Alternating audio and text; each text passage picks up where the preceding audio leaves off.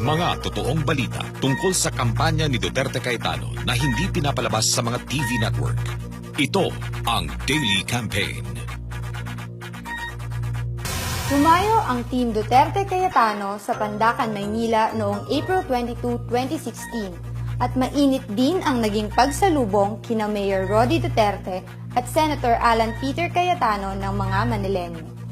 Sa kabila naman ng mga black propaganda laban kay Mayor Duterte, kaugnay ng kanyang rape joke, ay naniniwala pa rin ang mga kababaihan na dumalo sa Pandacan Rally na mas magiging safe sila kung ang Davao City Mayor ang ating magiging bagong presidente.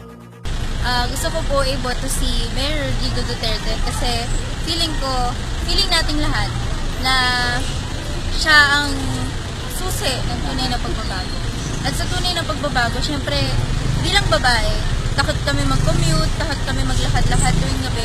So, pag siya na yung naging presidente, siguro mas magiging safe na yung maging panatag na yung loob namin. Maglakad-lakad sa labas, mag-commute. So, Mayor Duterte, go, go, go. Mayor Duterte po para sa pagbabago. Abangan ang susunod na bagong araw ng pag-asa. Ako po si Faye Almohela, volunteer ng Tambalang Duterte Cayetano para sa Daily Campaign. The Daily Campaign is a Duterte Cayetano online newscast run by volunteers. Duterte Cayetano sa Pandacan, Maynila noong April 22, 2016 at mainit din ang naging pagsalubong kina Mayor Rody Duterte at Senator Alan Peter Cayetano ng mga Manileño.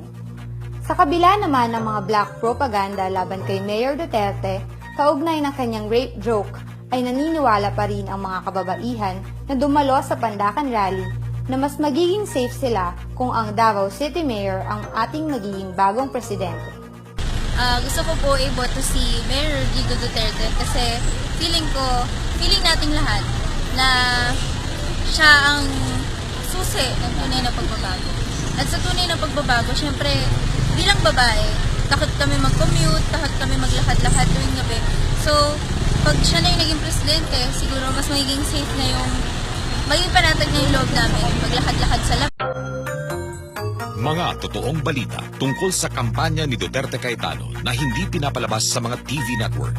Ito ang Daily Campaign. Tumayo ang Team